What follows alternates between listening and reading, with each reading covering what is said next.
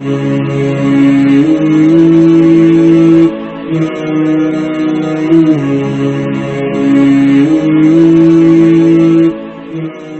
ورحمۃ اللہ وبرکاتہ۔ نحمدہ ونصلی علی رسولہ الکریم، اما بعد۔ اعوذ باللہ من الشیطان الرجیم، بسم اللہ الرحمن الرحیم۔ ان اول بیت وضع للناس للذی ببکۃ مبارکا وہدی للعالمین، صدق اللہ العظیم۔ مجھے امید ہے کہ آپ تمام ساتھی خیر و عافیت سے ہوں گے۔ الحمدللہ ہمارا سیرت النبی کا جو سلسلہ ہے خیر و عافیت کے ساتھ چل رہا ہے مکمل، اللہ تعالیٰ اس کو مکمل کرنے کی توفیق عطا فرمائے۔ آج انشاءاللہ بیت اللہ کی جو ہے تھوڑی سی تاریخ پر بات ہوگی، کیونکہ آپ کو یاد ہے کہ گزشتہ نشست میں بات یہاں تک آئی تھی کہ جب نبی کریم صلی اللہ علیہ وسلم کی عمر مبارک 35 سال ہوئی تو اس موقع پر جو ہے بیت اللہ کے اندر کسی بدعنوانی کی وجہ سے یا کسی بھی وجہ سے بہرحال آگ لگ گئی، جس کی وجہ سے بیت اللہ کو دوبارہ بنانے کی ضرورت پیش آئی۔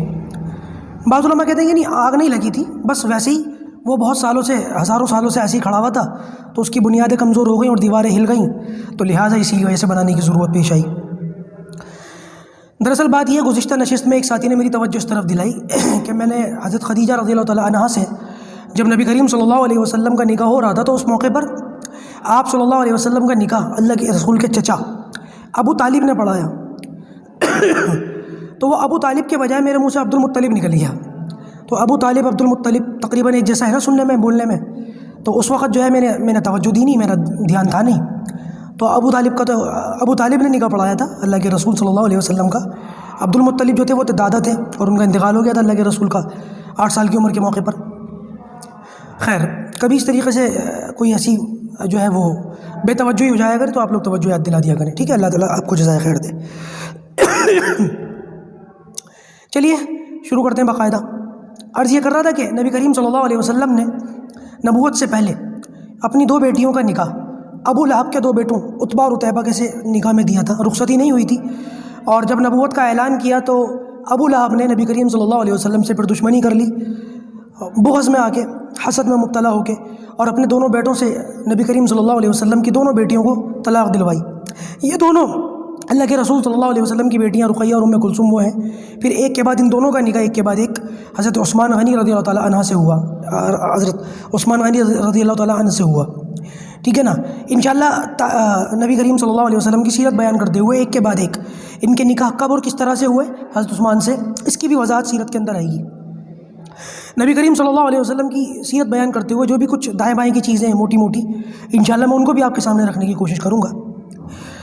عرض یہ کر رہا تھا کہ جب نبی کریم صلی اللہ علیہ وسلم کی عمر 35 سال ہوئی تو اس وقت ان لوگوں کو، قریش کو، بیت اللہ کو بنانے کی ضرورت پیش آئی، اور دار الندوہ، آپ کو یاد ہوگا میں نے کچھ ٹائم پہلے یا دوسرے سبق میں دار الندوہ کے بارے میں ذکر کیا تھا، قصی بن کلاب نے بنایا تھا نا یہ، تو یہاں بیٹھ کر اہم مشورے ہوتے تھے، تو اس کے اندر بیٹھ کر کے قریش نے مشورہ کیا کہ کس طریقے سے جو ہے وہ بیت اللہ کو دوبارہ بنایا جائے۔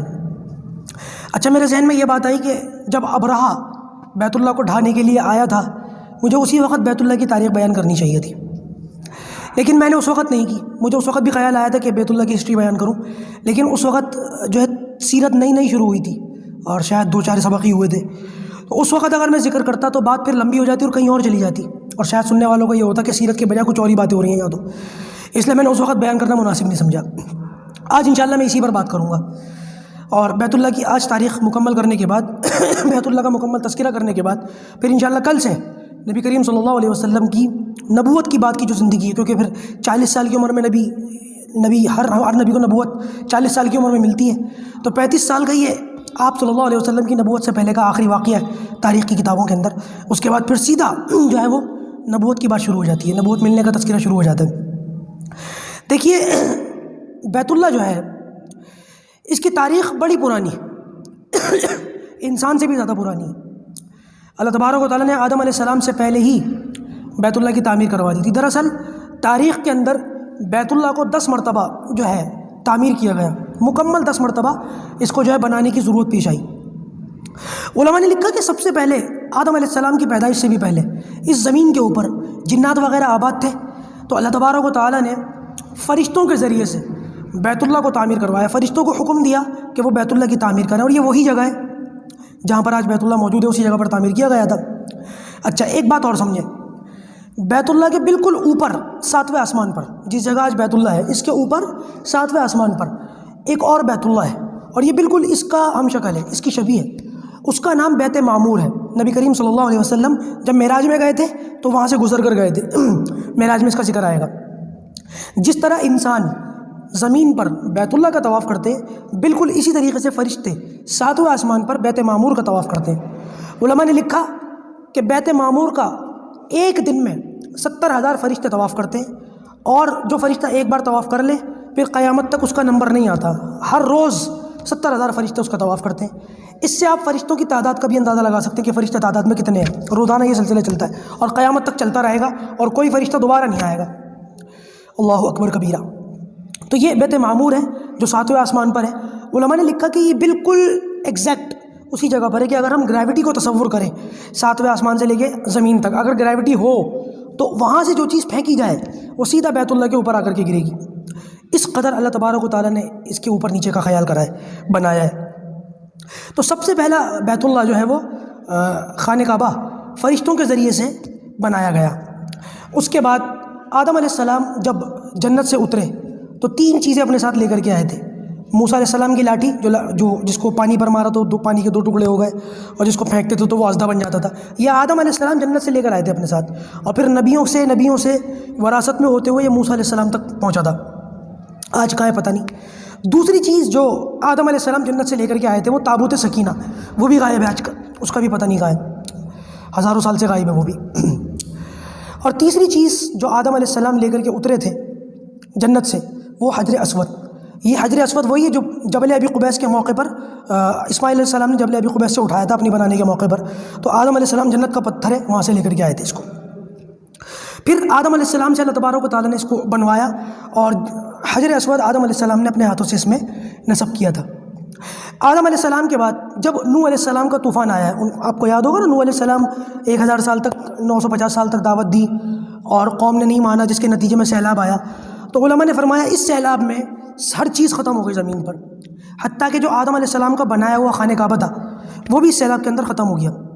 بعض علماء نے فرمایا نہیں، اس سیلاب میں خانہ کعبہ ختم نہیں ہوا تھا، بلکہ اللہ تعالیٰ نے اس کو اٹھا لیا، اور آج 7ویں آسمان پر جو بیت معمور ہے یہ وہی آدم علیہ السلام کا بنایا ہوا بیت اللہ ہے۔ بہرحال اقوال دونوں طرح کے ہیں۔ اور اس کے بعد جب یعنی کہ بیت اللہ ختم ہو گیا، خانہ کعبہ ختم ہو گیا، پھر ابراہیم علیہ السلام، کیونکہ اس کی کچھ نشانیاں تھیں، کچھ اس کی بنیادیں بچی تھیں، تو پھر ابراہیم علیہ السلام اور اسماعیل علیہ السلام کو اللہ تبارک و تعالیٰ نے حکم دیا کہ وہ اس کی تعمیر کریں۔ اب یہ تیسری مرتبہ نہیں بلکہ چوتھی مرتبہ اس کی تعمیر ہو رہی ہے۔ سب سے پہلی تعمیر فرشتوں کے ذریعے سے ہوئی، دوسری تعمیر آدم علیہ السلام کے ہاتھوں سے ہوئی، تیسری تعمیر آدم علیہ السلام کی اولاد کے ہاتھوں سے کروائی اللہ تعالیٰ نے، اور چوتھی تعمیر نوح علیہ السلام کے طوفان کے بعد ابراہیم علیہ السلام اور اسماعیل علیہ السلام کے ہاتھوں سے کروائی۔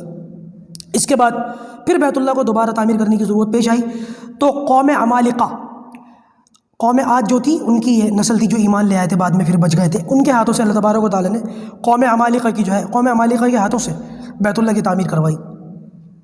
قوم عمالقہ کے بعد قبیلہ بنو جرہم، آپ کو یاد ہوگا کہ میں نے ذکر کیا تھا ان کا، اسماعیل علیہ السلام کی سسرال، قبیلہ بنو جرہم، ان کے ہاتھوں سے اللہ تبارک و تعالیٰ نے بیت اللہ کی تعمیر کروائی۔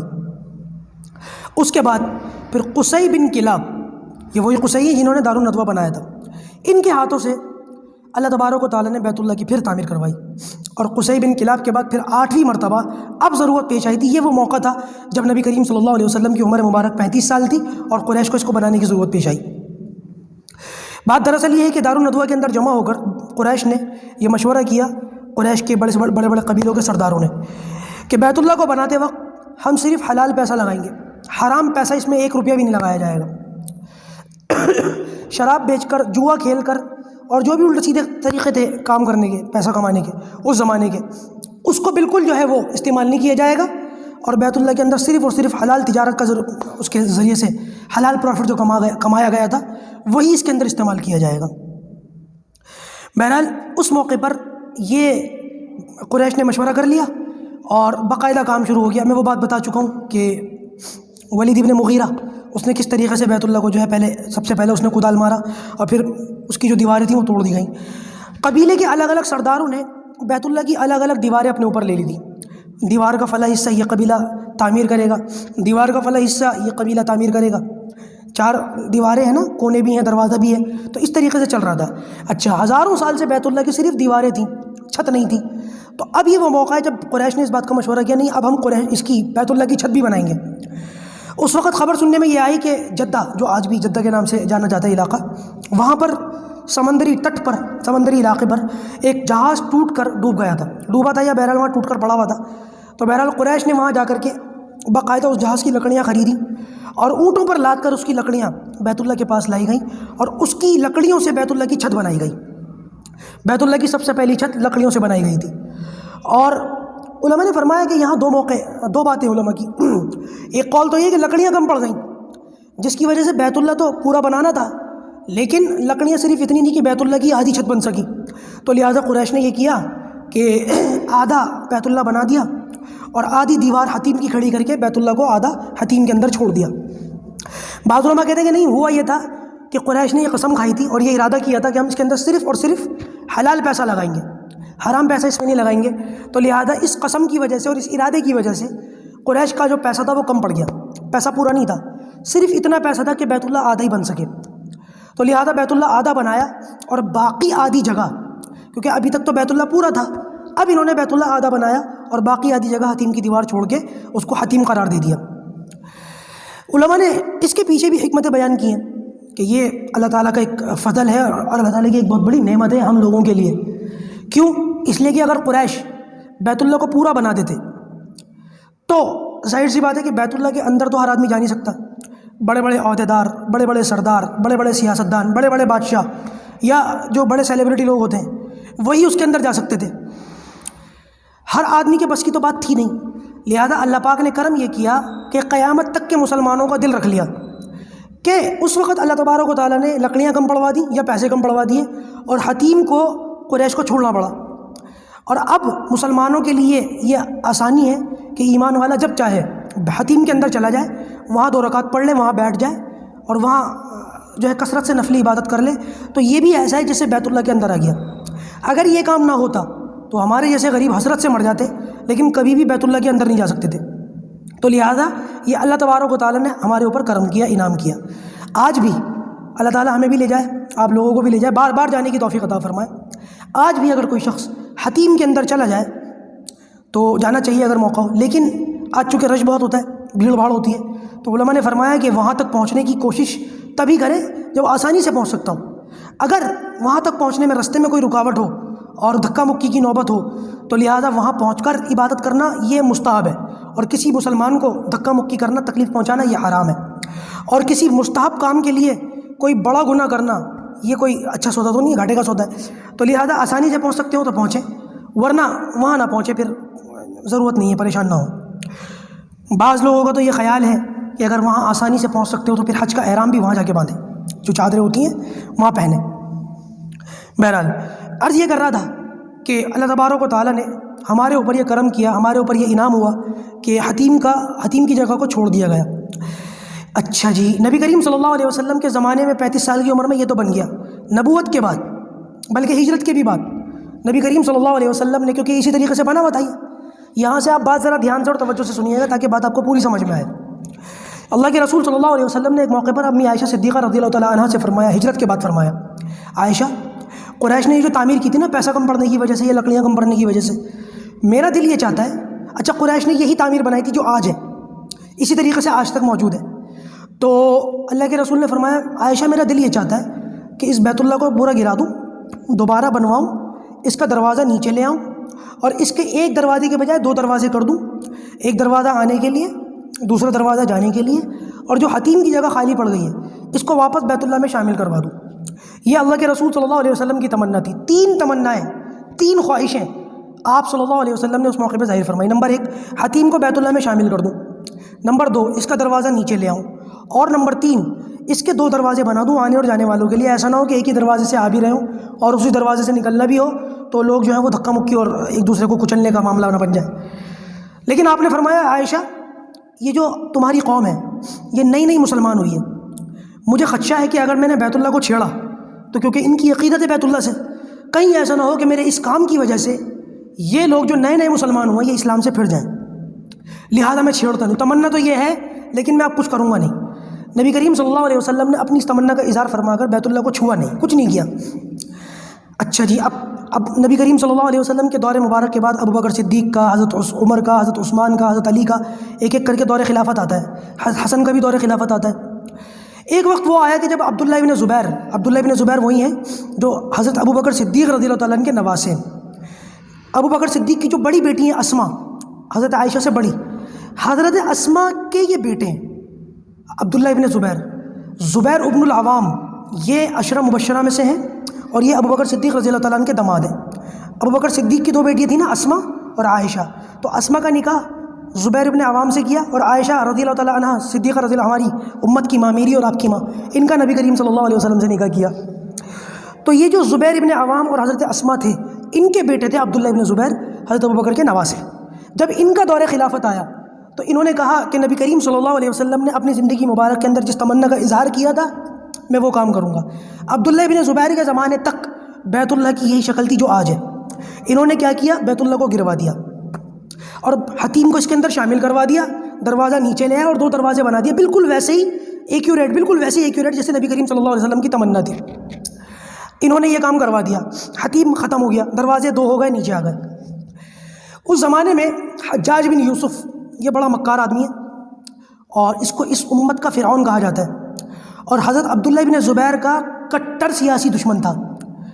حتیٰ کہ حضرت عبداللہ ابن زبیر کو شہید بھی اسی نے کیا, ان کی لاش کو الٹا لٹکا دیا. حضرت اسما کو بہت تکلیف دی, مطلب اتنا ظالم تھا کہ حضرت اسما کو بلا لیا کہ دیکھ تیرے بیٹے کو میں نے مارا, دیکھ آنسو بہا, رو کے دکھا.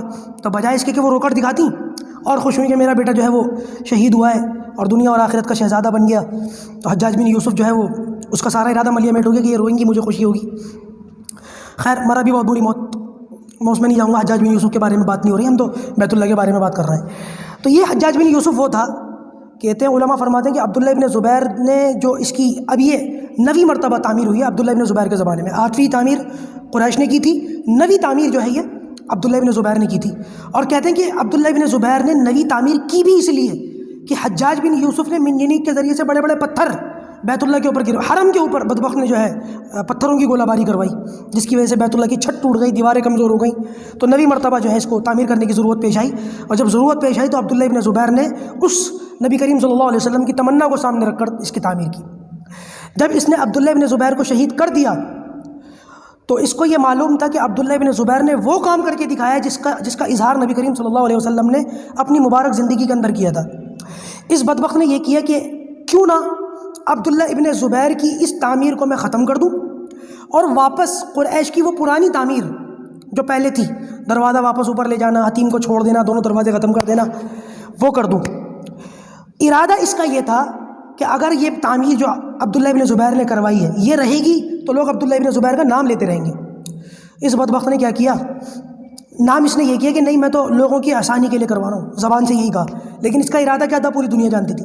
اس نے اس عبداللہ ابن زبیر کی بنائی ہوئی تعمیر کو پھر دوبارہ 10ویں مرتبہ اس نے توڑا اور دوبارہ اسی ترتیب پر حتیم کو چھوڑ دیا اور اس کا دروازہ واپس اوپر لے گیا. اور اسی طریقے سے جیسے آپ دیکھتے ہیں نا آج بھی دروازہ اوپر ہے, سیڑھیاں لائی جاتی ہیں اوپر چڑھنے کے لیے, بیت اللہ کے اندر داخل ہونے کے لیے. جب کبھی اس کا دروازہ کھولا جاتا ہے انٹری گیٹ تو وہ لائیو دکھاتے ہیں مکے کا, دیکھ لینا یوٹیوب کے اوپر ویڈیوز ہوں گی بیت اللہ کے دروازے کی انٹری کی, ہم نے کئی بار دیکھی ہے. تو اس نے جو ہے وہ یہ کام کیا, نام یہ کیا کہ لوگوں کی آسانی کے لیے کر رہا ہوں, لیکن عبداللہ ابن زبیر کی جو ہے وہ مخالفت کرنا مقصد تھا. علماء فرماتے ہیں کہ حجاج بن یوسف اتنا ظالم تھا کہ شاید اللہ تعالیٰ اس کی بخشش نہ کرے.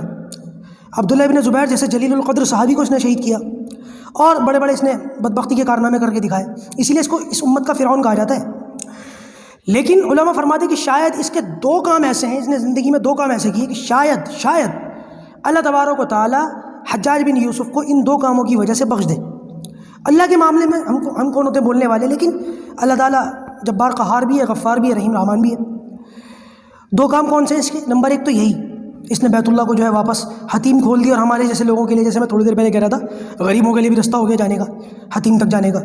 اور دوسرا کام جو اس نے کیا وہ یہ کہ قرآن مجید کے اوپر اعراب نہیں تھے, زبر زیر پیش نہیں لگے ہوئے تھے, تو لہٰذا اس نے یہ کام کر کے دکھایا کہ بیت اللہ کے اوپر اعراب لگوا دیا, قرآن مجید کے اوپر اعراب لگوا دیا, زبر زیر پیش. تو ہم جیسے عجمی لوگ بھی آج قرآن مجید کو آسانی سے پڑھ لیتے ہیں. 7 سال کا 10 سال کا بچہ قرآن مجید بڑی آسانی سے حفظ کر لیتا ہے. 60 سال کا بوڑھا بھی بڑی آسانی سے قرآن مجید کی تلاوت کر لیتا ہے. اگر یہ کام نہ ہوتا تو آج ہمارے لیے قرآن مجید پڑھنا بڑا دشوار ہو جاتا. تو لہٰذا امت کے لیے 2 آسانیاں اس نے پیدا کر دی کہ شاید اللہ تعالیٰ ان 2 آسانیوں کی وجہ سے اس کو بخش دے. باقی کام تو ایسے تھے نہیں. لیکن یہ ہے کہ ایک حضرت حسن بصری رحمۃ اللہ علیہ ایک بہت بڑی شخصیت گزرے. وہ اس کو بڑا برا بھلا کہتے تھے، بد دعائیں دیتے تھے اس کو، کیونکہ اس کے کارنامے ہی ایسے تھے نا.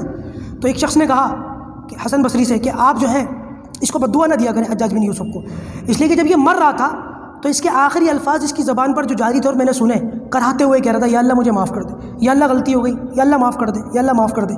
تو اللہ تعالیٰ نے اس کے آخری الفاظ اس کی زبان سے یہ نکلوائے، کیا پتہ اللہ بخش دے، آپ برا بھلا نہ کہیں. اچھا میں آپ سے بھی یہ کہتا ہوں کہ بھائی ہم لوگ کون ہوتے ہیں کہنے والے، لیکن اس کے کارنامے بہرحال اچھے نہیں تھے. تاریخ جب آئے گی تو تاریخ کو بیان کیا جائے گا، فیکٹس رکھے جائیں گے، حقائق کو چھپایا نہیں جائے گا. لیکن یہ ہے کہ ہمیں خاموشی اختیار کرنی چاہیے. ہم کچھ نہیں ہوتے، کون ہوتے کہنے. اگر اللہ نے بخش دیا تو سوچو میری اور آپ کی بد دعائیں کہاں جائیں گی. اگر ہم حجاج بن یوسف کو برا بھلا کہنے لگے اور بد دعا دینے لگے اور اللہ نے بخش دیا تو پھر ہم کہاں جائیں گے. تو لہٰذا خاموشی بہتر ہے. تو یہ بیت اللہ کی 10 مرتبہ کی تعمیر تھی. اچھا اب حجاج بن یوسف کے بعد ہارون رشید، آپ نے سنا ہوگا، ان کے بارے میں آتا ہے بادشاہ تھے اور تھوڑے بہت جو ہے یہ وہ متقی و پرہیزگار آدمی تھے. ہر سال حج کرتے تھے، علماء کو ساتھ لے جاتے تھے، اللہ والے آدمی تھے بادشاہ.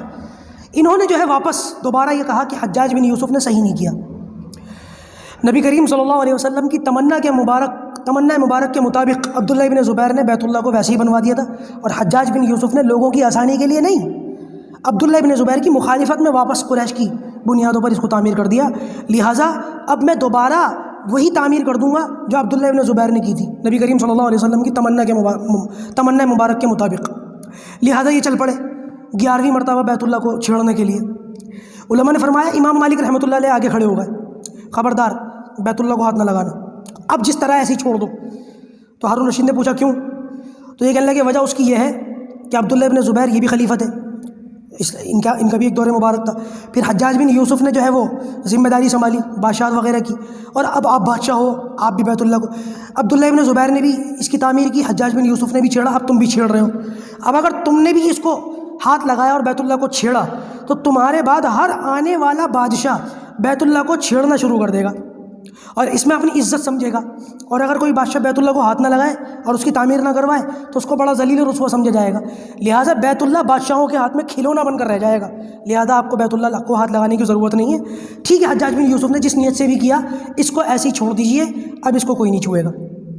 تو لہٰذا پھر یہ پیچھے ہٹ گئے اور آج تک حجاج بن یوسف کی تعمیر آج تک اسی طریقے سے چلی آ رہی ہے. بہرحال اب بیت اللہ کے تعلق سے زیادہ لمبی بات اور نہیں کروں گا، حالانکہ باتیں اور ہیں لیکن پھر بات اور لمبی ہو جائے گی اور تقریباً کلاس کا جو ٹائم ہے وہ پورا ہو چلا ہے.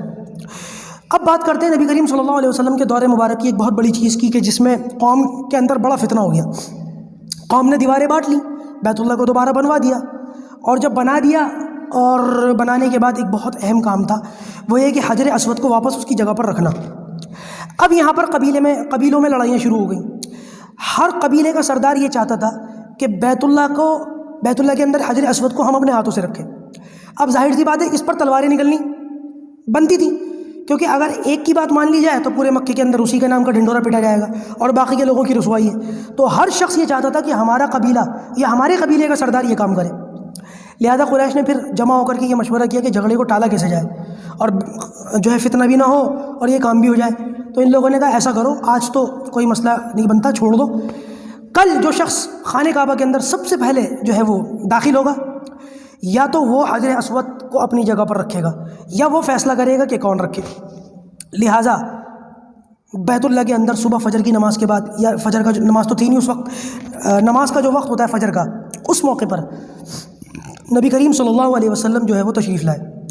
اور جیسے ہی ان لوگوں نے آپ صلی اللہ علیہ وسلم کو بیت اللہ کے اندر داخل ہوتے ہوئے دیکھا، یہ پکار اٹھے الامین الامین الصادق الصادق، بہت خوش ہیں، بہت مطلب ان کے ہاتھ سے فیصلہ ہوگا، یہ تو بہت اچھا فیصلہ کریں گے.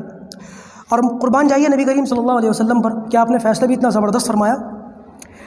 آپ نے کہا کہ میرے فیصلے پر راضی ہو؟ ہاں ہم راضی ہیں، آپ کیجیے. تو آپ نے ایک بڑی چادر منگوائی اور وہ چادر جو ہے بچھوائی، اور آپ نے اپنے ہاتھوں سے حجر اسود کو اٹھا کر اس چادر کے اندر رکھ دیا اور اس کے بعد آپ نے تمام قبیلے کے سرداروں کو آواز لگائی، اے فلاں اے فلاں اے فلاں، تم بھی آؤ تم بھی آؤ تم بھی آؤ، اور تمام قبیلے کے سرداروں کو چادر کا ایک ایک سرا پکڑنے کو کہہ دیا۔ سب نے چادر کا ایک ایک سرا پکڑا اور اس چادر کو لے کر کے، یعنی کہ جس کے اندر حجر اسود رکھا ہوا ہے، اس کو لے کر کے خانہ کعبہ کے پاس پہنچے۔ نبی کریم صلی اللہ علیہ وسلم نے اپنے ہاتھوں سے حجر اسود اٹھا کر کے بیت اللہ کے اندر نصب فرما دیا۔ اس پر جھگڑا بھی نہیں مٹ گیا اور سارے خوش ہو گئے، سب کی عزت ہو گئی۔ اور نبی کریم صلی اللہ علیہ وسلم کے تعلق سے ان لوگوں کی جو رائے تھی اس کے اندر اور چار چاند لگ گئے کہ آپ نے کتنا زبردست، کتنا خوبصورت، کتنا بڑھیا فیصلہ فرمایا۔ مکے کے اندر ایک بہت بڑی جنگ ہو جاتی اس پر، اور شاید یہ سینکڑوں سال چلتی، ختم نہ ہوتی۔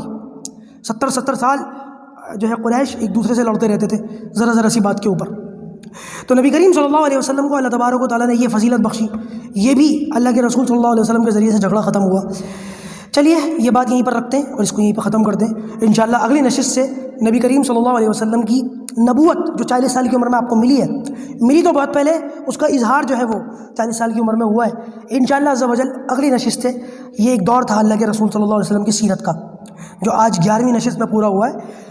آپ صلی اللہ علیہ وسلم کی نبوت سے پہلے کی زندگی، پیدائش سے لے کے نبوت سے پہلے کی زندگی جو 40 سال بنتے، اللہ کا فضل خیر عافیت کے ساتھ یہ پورا ہو گیا۔ اب نبوت ملنے کے بعد آپ صلی اللہ علیہ وسلم کی جو زندگی ہے اس پر بات ہوگی۔ مکی دور ہے، مدنی دور ہے، اور مکی دور کے اندر بھی جو ہے وہ دو الگ الگ دور بنتے ہیں۔ ایک پہلے 3 سال کا وہ دور جس میں اللہ کے رسول صلی اللہ علیہ وسلم نے خفیہ دعوت دی ہے، اور پھر ان 3 سال کے بعد کا وہ دور جب نبی کریم صلی اللہ علیہ وسلم نے اپنی قوم کو کھلم کھلا اور علی اعلان دعوت دی ہے۔ انشاءاللہ ان دونوں دور پر بات ہوگی۔ پھر ہجرت کے بعد مدنی دور پر بات ہوگی، اور آپ صلی اللہ علیہ وسلم کی اس دنیا سے پردہ فرمانے تک کا سلسلہ چلتا رہے گا۔ اللہ نے اگر موقع دیا، ہمت دی، طاقت دی، تو میرا ارادہ ہے کہ آپ صلی اللہ علیہ وسلم کی سیرت بیان کرنے کے بعد جو خلفائے راشدین المہدیین چاروں، ابوبکر صدیق رضی اللہ تعالیٰ عنہ، حضرت عمر فاروق رضی اللہ تعالیٰ عنہ، حضرت عثمان غنی رضی اللہ تعالیٰ عنہ، اور حضرت علی کرم اللہ وجہ، ان چاروں خلفاء کی جو ہے الگ الگ سیرت علیحدہ سے بیان کی جائے گی، تاکہ آپ صلی اللہ علیہ وسلم کی سیرت کے ساتھ یہ چیز بھی مل جائے جو خلافت کے 30 سال بنتے، اور پوری تاریخ ہم لوگوں کے سامنے اچھی طریقے سے آ جائے۔ اللہ پاک ہم سب کو کہنے سننے سے زیادہ عمل کرنے کی توفیق عطا فرمائے۔ السلام علیکم ورحمۃ اللہ وبرکاتہ۔